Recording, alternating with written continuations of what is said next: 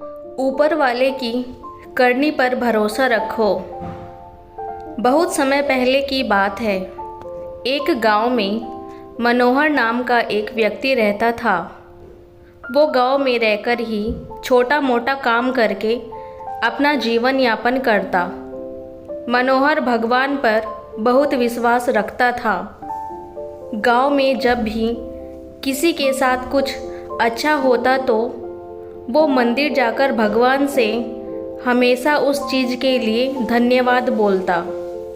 लेकिन गांव में जब किसी के साथ कुछ बुरा होता तो वो भगवान के सामने जाकर उनसे सवाल करने लगता। सवाल करने के बाद वो अक्सर ये बोलता कि भगवान, आपने उनके साथ अच्छा नहीं किया। अगर आपकी जगह पे मैं होता तो सब कुछ ठीक कर देता। मनोहर के सवाल करने की इस आदत से तंग आकर एक दिन भगवान उसके सामने प्रकट हो गए। उन्हें देखकर मनोहर आश्चर्य से भर गया। भगवान बोले, मनोहर, तुम हमेशा किसी का बुरा होने पर मेरे पास आकर मुझसे सवाल करने लगते हो और ये सोचते हो कि अगर तुम मेरी जगह होते तो सब कुछ सही होता। जैसा तुम सोचते हो ये सब उतना आसान नहीं है। मुझे हर किसी के लिए सही व्यवस्था करनी पड़ती है। एक जगह पर खड़े रहकर धैर्य से लोगों की प्रार्थनाएं, सुख दुख, गुस्सा ये सब सुनना और किसे क्या देना है या किसी।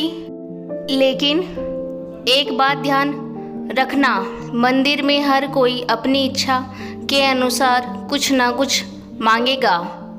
कुछ अच्छा बोलेगा तो कुछ बुरा बोलेगा।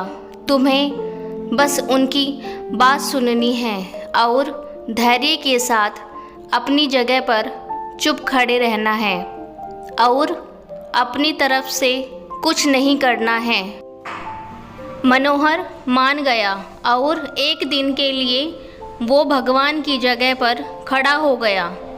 थोड़ा देर बाद गांव का एक धनी व्यक्ति मंदिर में आया और भगवान से बोला, प्रभु, मैं अपना कारोबार दूसरे गांव में भी करने जा रहा हूँ। आप मुझ पर अपना आशीर्वाद बनाए रखना।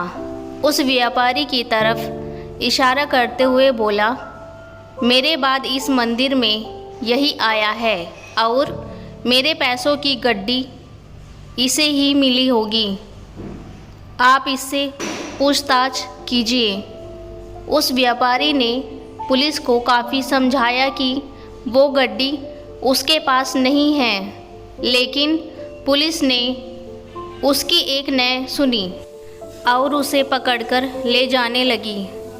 भगवान बने मनोहर से ये सब देखा नहीं गया क्योंकि उसकी आंखों के सामने अन्याय हो रहा था और वो सोचने लगा कि अगर अब मैं कुछ नहीं बोला तो एक बेकसूर व्यक्ति को सज़ा मिलेगी और जो कसूरवार है वो आराम की ज़िंदगी जिएगा। ऐसा सोचकर मनोहर बोल पड़ा और उसने सारी बात बता दी। पुलिस उस गरीब व्यक्ति के पास गई और उससे पैसे लेकर उस धनी सेठ को दे दिए। व्यापारी को छोड़ दिया और वो समुद्र की यात्रा में निकल गया। मनोहर इस बात से बड़ा खुश हुआ कि उसने गलत होने से रोक लिया और जो सही था वही किया। लेकिन इस सब में उसने अपनी शर्त तोड़ दी और भगवान फिर से वहाँ आ गए। भगवान को सामने देखकर मनोहर ने गर्व के साथ उन्हें सब कुछ बताया।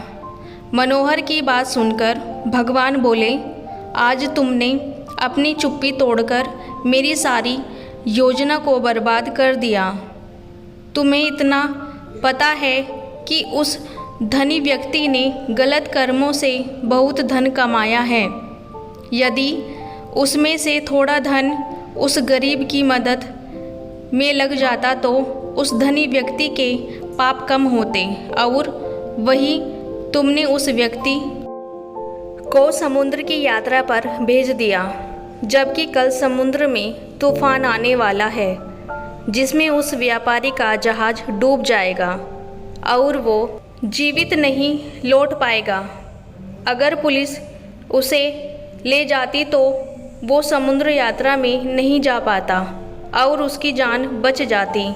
वहीं दूसरी तरफ वो गरीब व्यक्ति उन पैसों से अपनी माँ का इलाज कर लेता, लेकिन अब वो जेल में बंद, जिसकी वजह से उसकी माँ का इलाज नहीं हो पाएगा और वो दुनिया से चल बसेगी। उसका परिवार अब और भी बदतर जिंदगी जीने पर मजबूर हो जाएगा।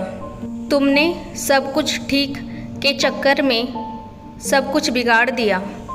ये सब सुनकर मनोहर को एहसास हो गया कि जो भी ऊपर वाला करता है उसमें किसी ना किसी का भला ही होता है और दूसरों के लिए एक सीख होती है।